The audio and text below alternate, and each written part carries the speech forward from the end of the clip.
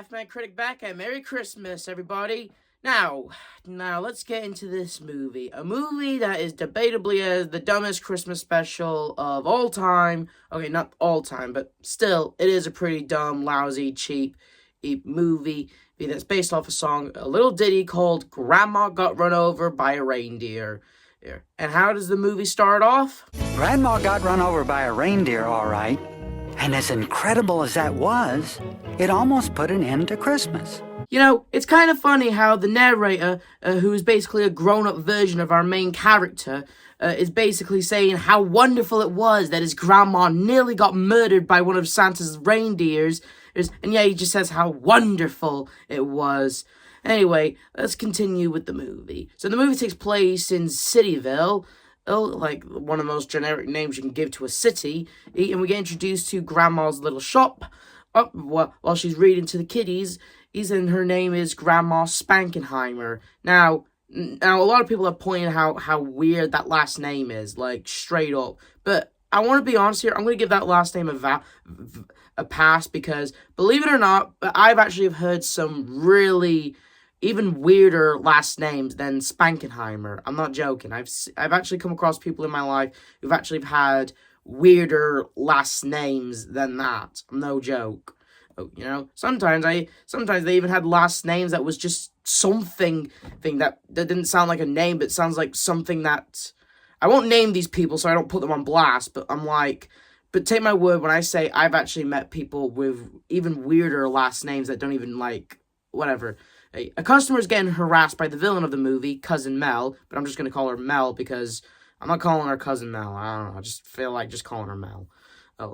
She's harassing a customer because the customer's walking out without paying in for a gingerbread house. And honestly, Cousin Mel's kind of in the right. I mean, in the movie, she's selfish, she's greedy, she'll do whatever it takes for her to get a quick buck. But this scene where she's basically stopping a customer from stealing a gingerbread house, I can kind of see that, but Grandma steps in being all like, your credit will always be welcome. Come by the next time you get your next paycheck.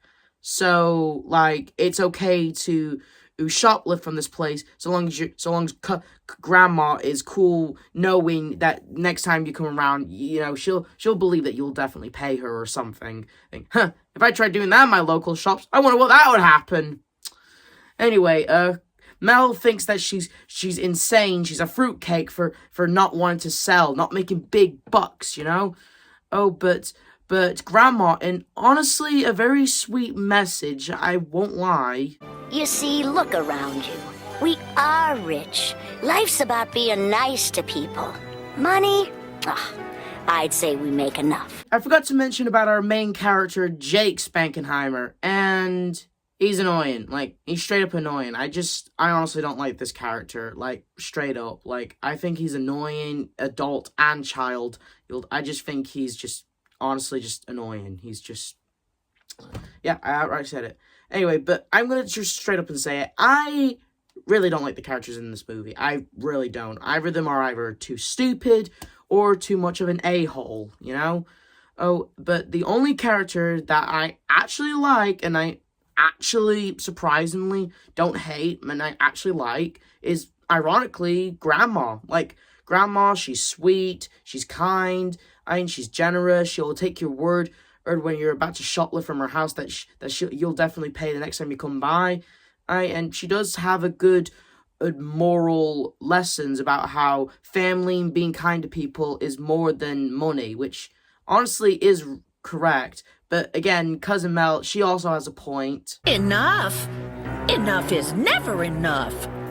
I know the movie is showing her as the villain. She's greedy, she'll do anything for money. All she cares about is herself and all the things that she can buy. But she is right about the whole enough is never enough when it comes to cash. I mean, when did this movie take place exactly? And take a look at this day and age. Take a look at 2024, nearly 2025. Just look at how much you have to pay to live in a house, buy a car, buy food. You know, the essentials you need in life, you know what I mean? Like, how much does that cost, you know? And it just, you know, and you still have to pay for it, you know? So, I'm just saying, in this day and age, in this economy, you know, enough is never enough. Enough money is never enough, because there'll always be more and more to pay and more that you need in life, you know? Anyway, we cut to Jake's room where he's writing a list to Santa Claus, and we get introduced to his bitch of a sister. I'm not gonna lie, she annoys me too. And, you know, she annoys him. He throws a pillow at her.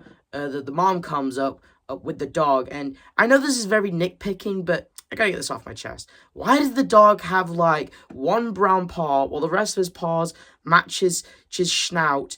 Oh, you know, like, especially considering the fact that the animation in this movie is kind of cheap, actually. So, yeah, like, it's sometimes his brown paw sometimes switches around, you know? So, like, why'd you give the dog one brown paw? Why not give them all brown paws, or have all the paws match the fur on his snout? Like, seriously, like, who thought of that? I know this is just nitpicking, but still.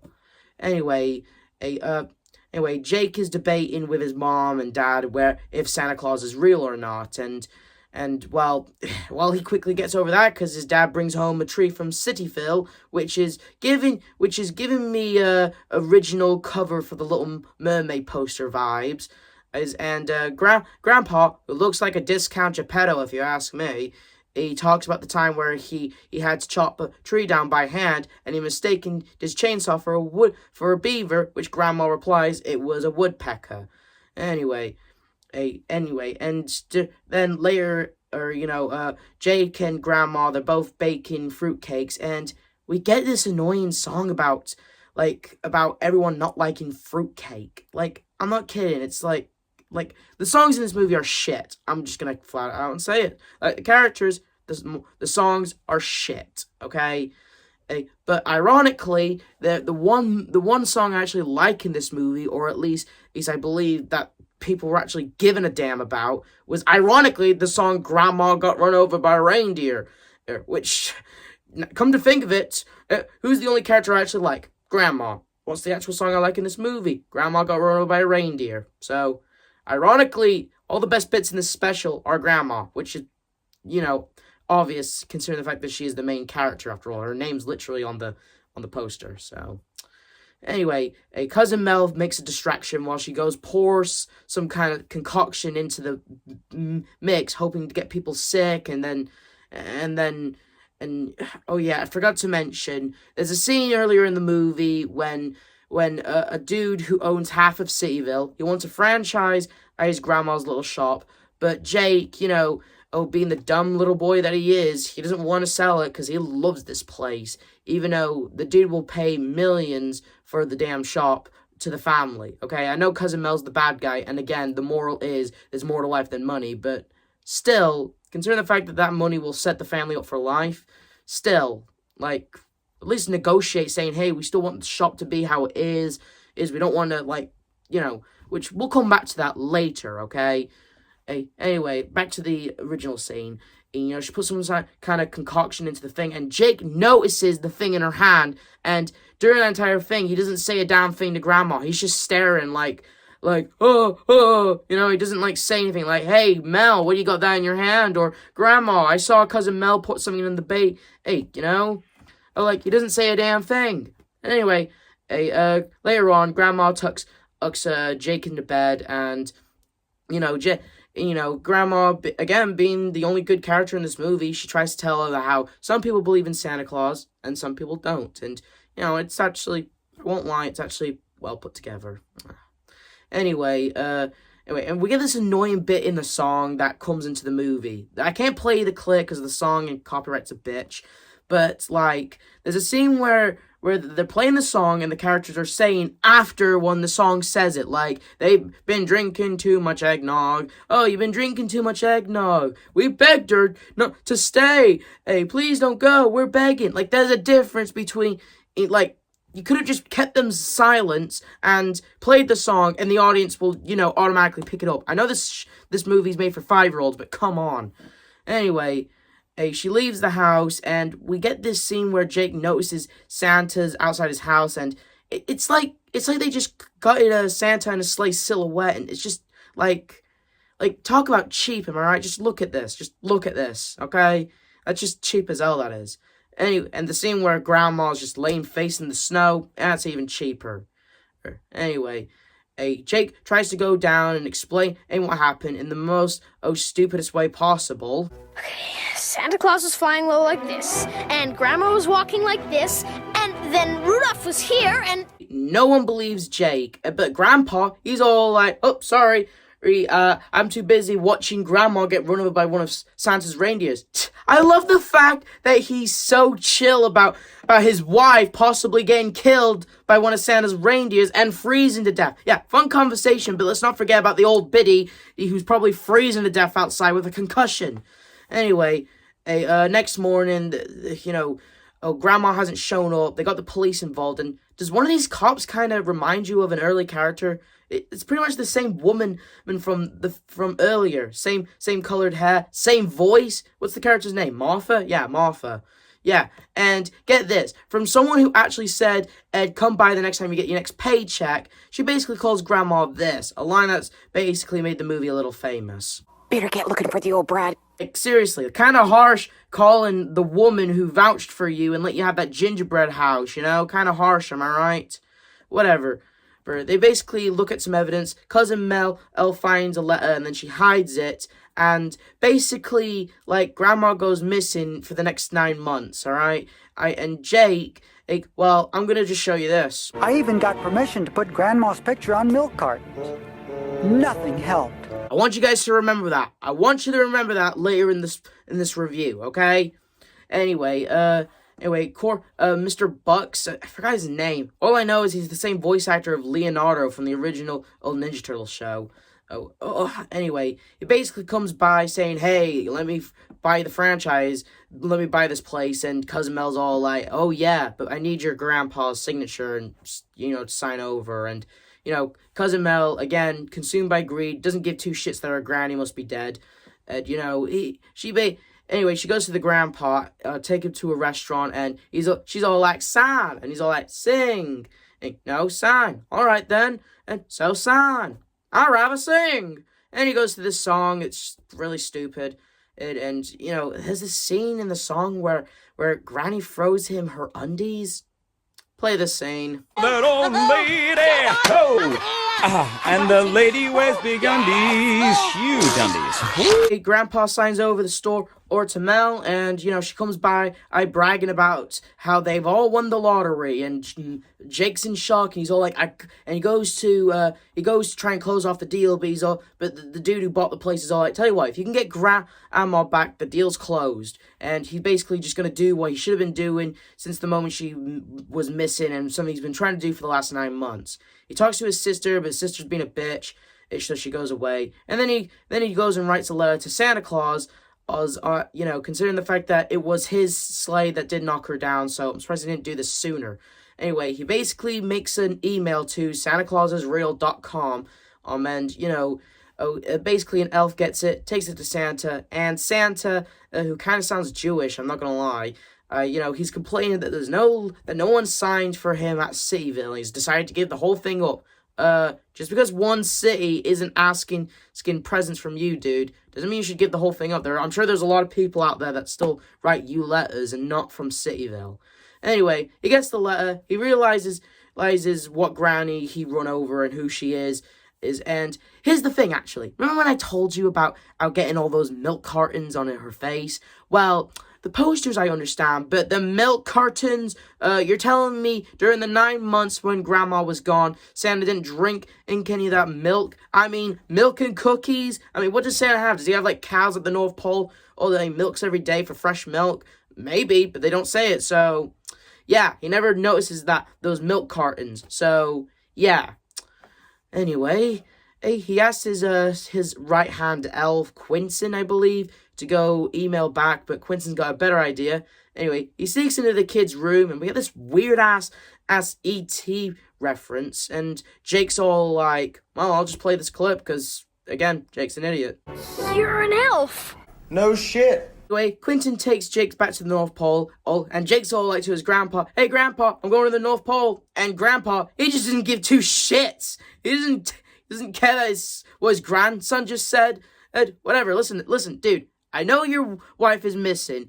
I know you're rotten, and granddaughter, cousin Mel, basically signed the store over to her, and so you're probably grieving, you've been drinking too much eggnog, but come on, man, come on! Anyway, Jake is reunited with Grandma, and I'm not gonna lie, this scene is actually surprisingly sweet and funny at the same time. I won't lie, I actually like this part. Grandma!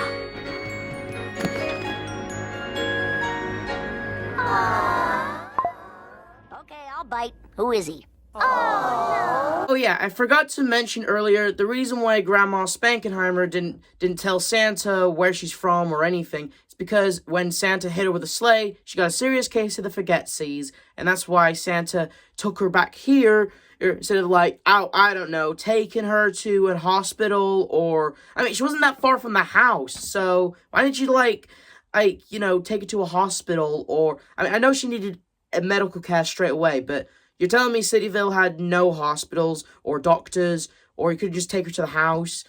She wasn't that far away, alright? Anyway, they go back to Cityville. Mel and her attorney, Slime, they both spot her, they both kidnap her while Jake and Santa explain the whole deal. Apparently, although I just mentioned it, I gotta have to mention it again, and, Santa, something went crazy with his reindeers, and that's what knocked into Grandma, and, again, she needed health care, so they just took her to the North Pole. And since Cousin Mel and Slime both kidnapped Grandma again, and, in other words, Santa went to jail, and there's a scene, earlier in the movie, the grown-ups were thinking that Santa Claus isn't real, and now in the movie, Santa is on the front paper being all like, Santa in jail, even though the real headline is, Santa's real and he's been arrested. So, yeah, whatever. Anyway, they can't find, anyway, months have gone by, leading up to December, and they have to find Grandma again, and apparently, instead of being kidnapped to the North Pole, she was kidnapped in Cousin Mel's cabinet in the woods, and Slime and Mel, they both sing, in my opinion, the worst song in the goddamn special. I mean, I'm not gonna play you a clip of the song, thank God for that, because I do not want you guys to witness the song, because it's trashy. I mean, I'm just gonna say, they just say, Grandpa's gonna sue the pants off of Santa, that's what Grandpa would want to do, over and over for fucking 2 minutes.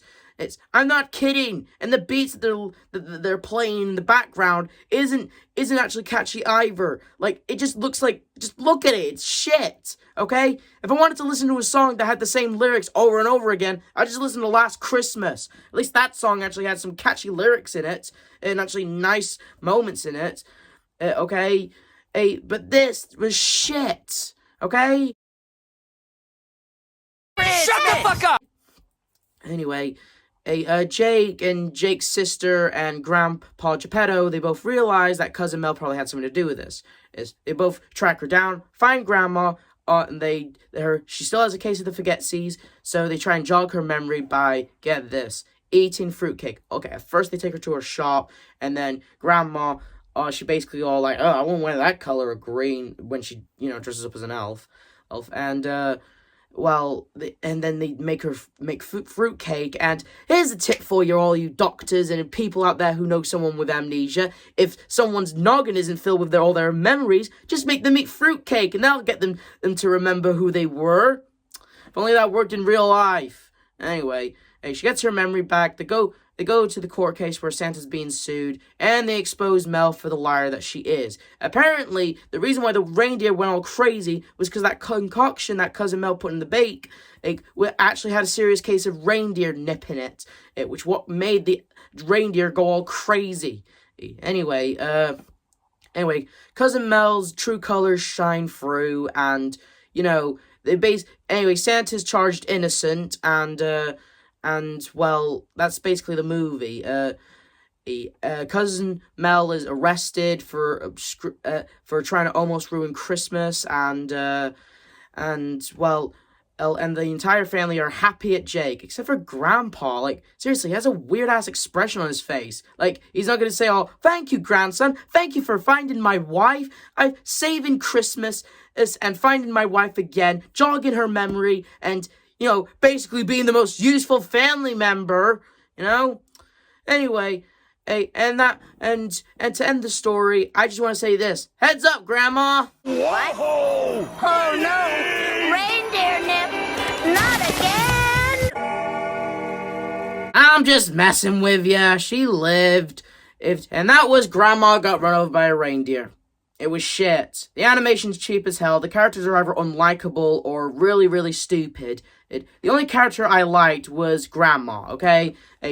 Grandma, she was sweet, she was nice. She was the only one who actually got really good jokes in the movie.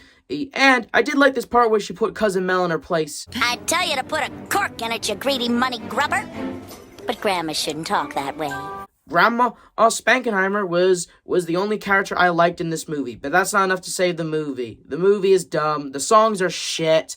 Animation cheap. Once again, why the hell did they give the dog one brown paw and the rest of his paws just, again, it just kind of bothers me. How come no one else has pointed that out?